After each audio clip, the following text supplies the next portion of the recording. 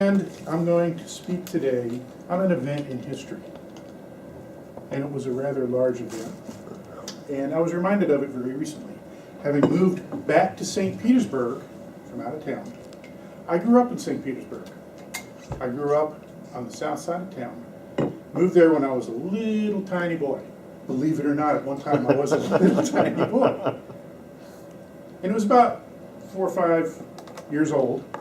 This is back in the late 50s. Do you all remember the late 50s? No. I've read about that. They say if you remember the 60s, you weren't there, but that's another era. The late 50s, I do remember. I was growing up in South St. Petersburg. I lived on 19th Avenue South, which was right next to 18th Avenue South. And what was significant about 18th Avenue South in the 50s? It was the demarcation line between the black population and the white population. And the black population lived on this side of the street and did not dare cross South or North Central Avenue. They had their area and they were not allowed to go out. This didn't impress me at the time, although I was aware of it, because I lived a block away. And we go down to the road and watch traffic go by and see the black people on the other side. There was a school over there, very nice school. This was maybe 300 or 400 feet from my house, but I didn't go to that school.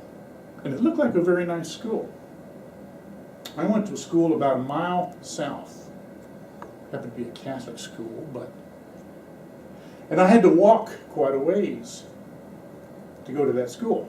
And I asked my mother, why can't I go to the close school? Why do I have to walk all the way to the other school? She says, because that school's not for you. That's a different school. That's for those people.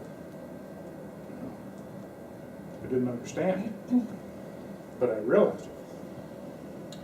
One day, I was walking home from school, and I saw some chalk marks on the sidewalk. And we're all kids, we like to draw on the sidewalk.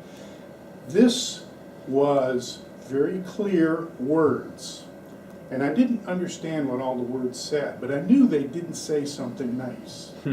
They said something nasty. And I went home and I asked my mother, what is that saying on the chalk, and why would somebody do that? And she said, there's trouble coming. There's trouble coming. I said, what kind of trouble? She said, I don't know. There's trouble coming. So the next evening, we're out. It was a warm summer evening. We're out playing, and I hear a noise coming from about a block over. And I go over, and there, around somebody's house, is this large crowd of people. And there's a man standing up on a crate in his garage talking to this mob of people. And he's shaking his fist and yelling and screaming, and he's very angry. And I didn't understand what he was saying. I was only, after all, a little child. I didn't understand what he was saying. I went home and asked my mom, says, what's going on over there? She says, they're not happy.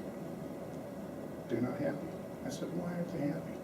She says, because the black people who live on the other side of the road want to buy his house or his neighbor's house, and they don't want to let him. I said, well, why won't they let him?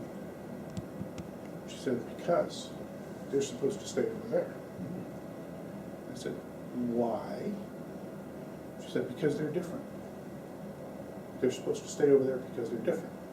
Are they bad? No, she said, they're not bad. They're just different. She said, they're supposed to keep over there, and we're supposed to keep over here.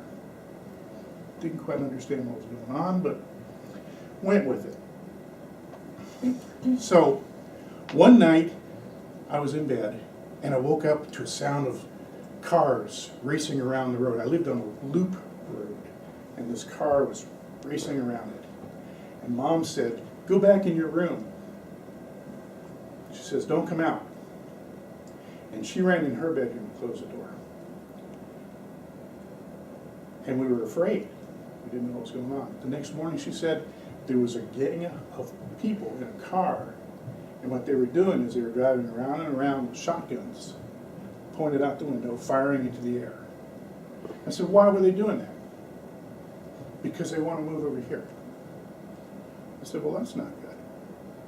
Why don't we just let them move over here? She says, we can't do that.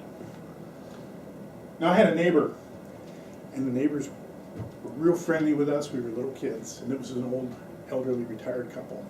And she made the best fried chicken. I mean, it was really good. It was really good fried chicken. And we used to go over there on holidays and various weekends and have this fried chicken.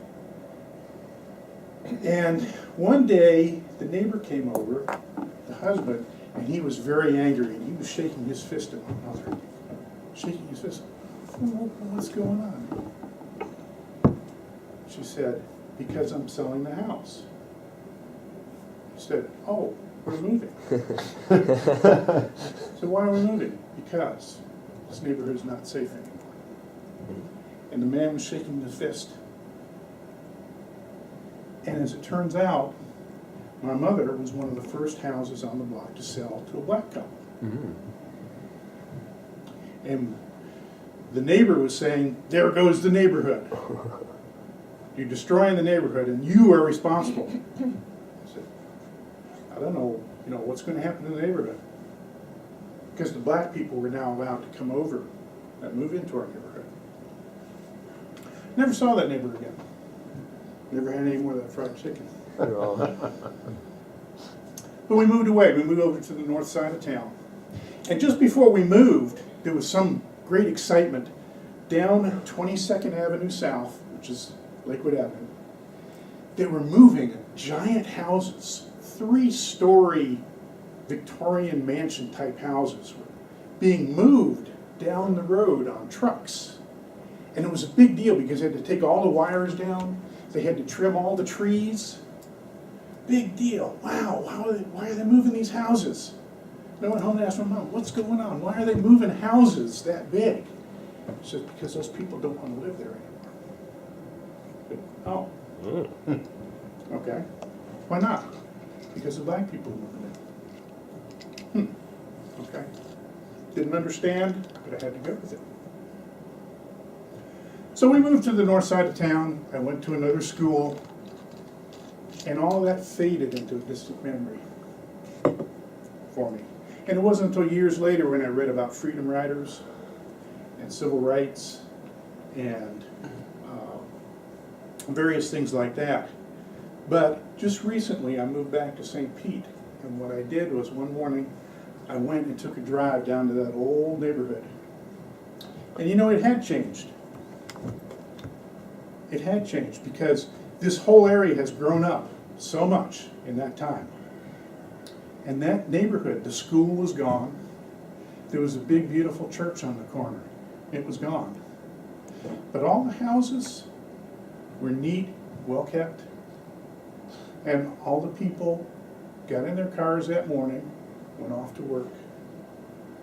And it was just like a neighborhood. So in effect, it hadn't changed.